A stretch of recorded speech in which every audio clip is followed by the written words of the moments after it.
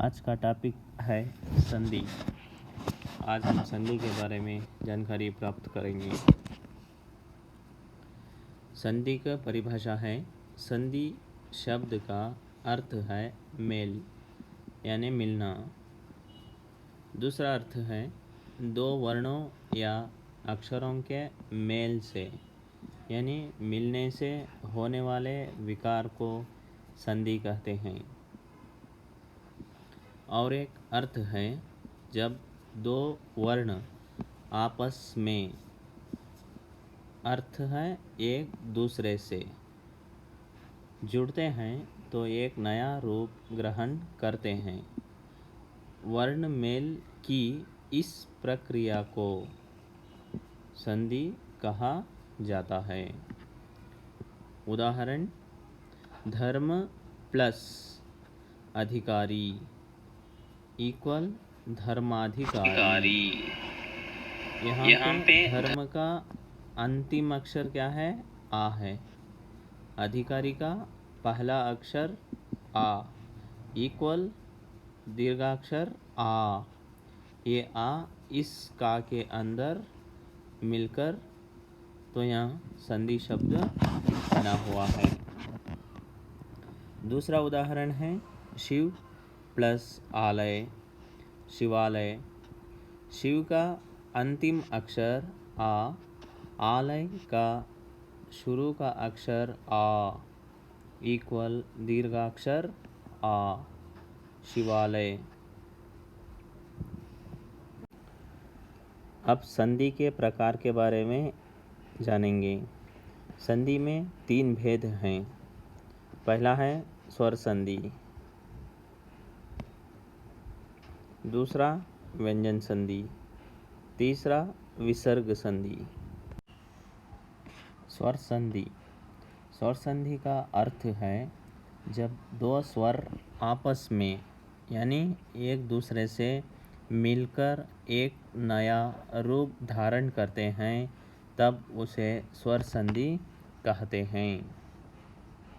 स्वर संधि के 5 भेद हैं। स्वर संधि में कुल 5 भेद हैं।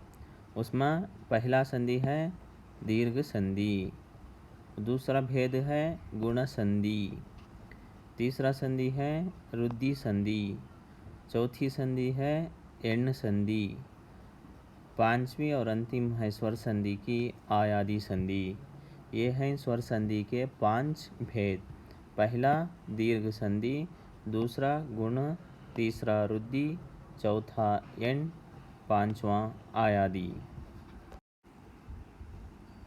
अब स्वर संधि का पहला भेद दीर्घ संधि के बारे में जानेंगे।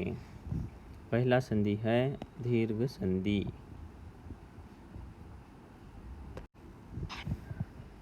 दो सवर्ण स्वर मिलकर दीर्घ हो जाते हैं यदि आ,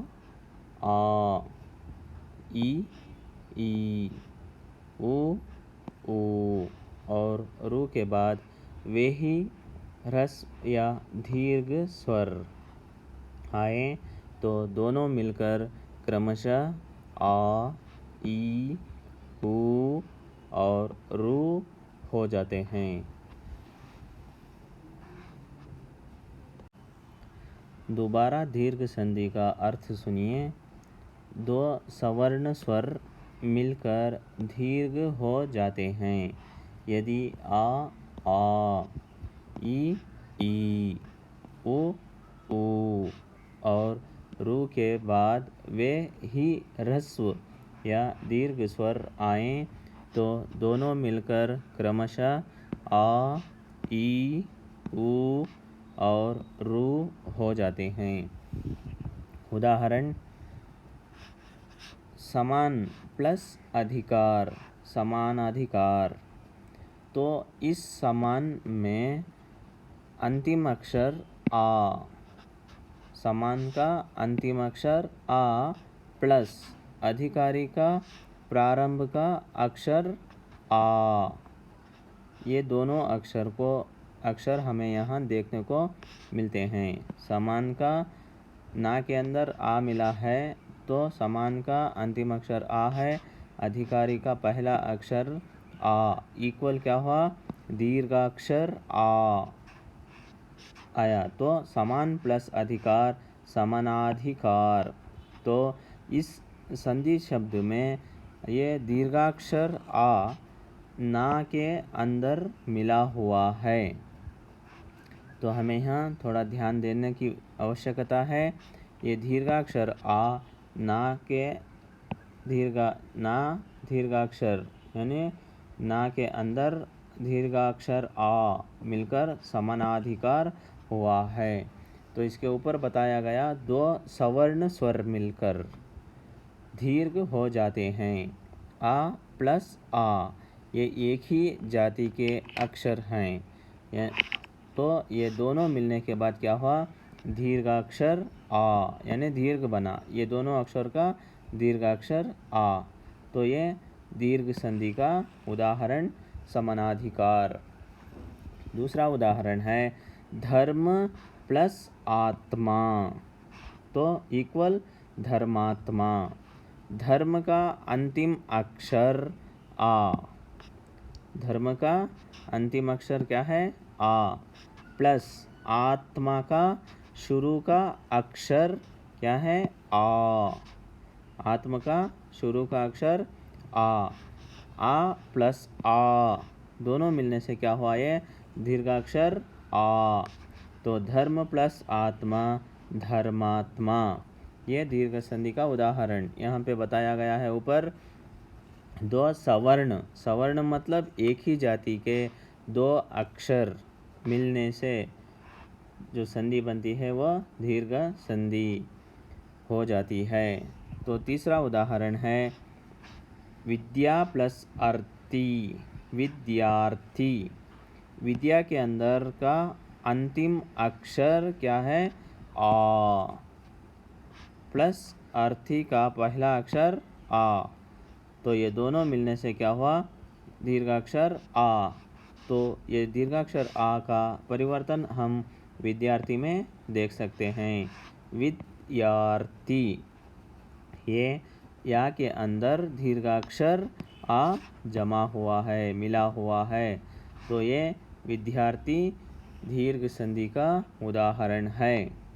उसी तरह आ प्लस आ, ये दोनों अक्षर दीर्घाक्षर हैं और ये दोनों मिलने से दीर्घाक्षर आ ही बना हुआ है। उदाहरण विद्या प्लस आलय, विद्यालय। तो यहाँ पर आ दीर्घाक्षर आ या के अंदर मिला हुआ है। विद्या, विद्या का अंतिम अक्षर आ, दीर्घाक्षर आ। आलय का पहला अक्षर आ।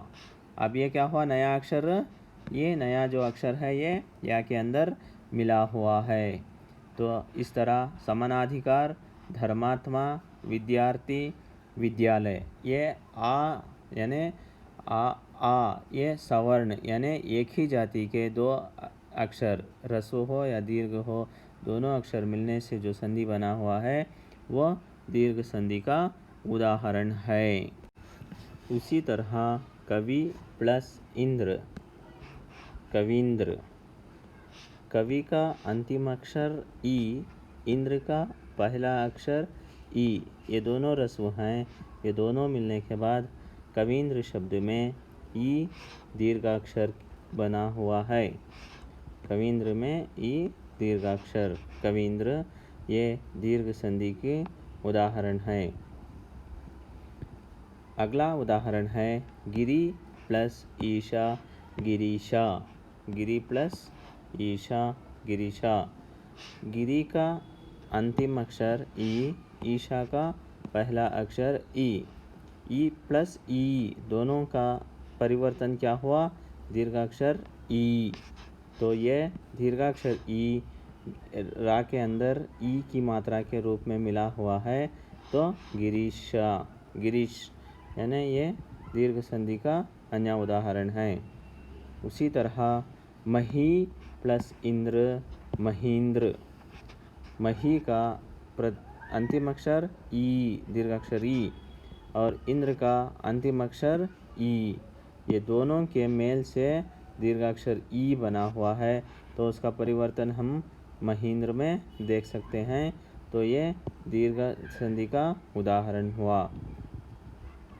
अगला उदाहरण है Rajni plus Isha, Rajneesh.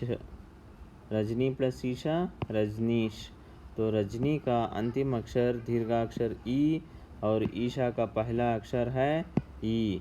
दीर्घाक्षर E plus दीर्घाक्षर ई दोनों के मिलने से दीर्घाक्षर ई ही बना हुआ है। तो यहाँ हम ना के अंदर दीर्घाक्षर ई मिला हुआ है, यानी ये दीर्घाक्षर यानी ई सवर्ण समूह के दीर्घ संधि के उदाहरण शब्द हैं। उसी तरह उ सवर्ण समूह के दीर्घ संधि के उदाहरण लघु प्लस उत्तर, लघुतर। लघु का अंतिम अक्षर उ, उत्तर का शुरू का अक्षर उ प्लस उ ये दोनों सवर्ण हैं, यानी ये दोनों मिलने से वही वर्ण के उ दीर्घाक्षर उ बना हुआ है। तो ये उ घा महाप्राण घा के अंदर मिला हुआ है, लघुतर। ये दीर्घ संधि का उदाहरण है। उसी तरह सिंधु प्लस ऊर्जा, सिंधुर्जा। सिंधु का अंतिम अक्षर उ, ऊर्जा का पहला अक्षर उ। ये ह्रस्व स्वर, ये दीर्घ स्वर, ये दोनों मिलने से दीर्घाक्षर उ बना है। तो सिंधु प्लस ऊर्जा, सिंधुर्जा दीर्घ संधि का उदाहरण। वधु प्लस उत्सव, वधूत्सव। वधु का अंतिम अक्षर उ और उत्सव का शुरू का अक्षर उ, ये दोनों का परिवर्तन दीर्घाक्षर उ में मिला हुआ है, वधूत्सव। अब यहाँ धा के अंदर उ मिला हुआ है, वधूत्सव।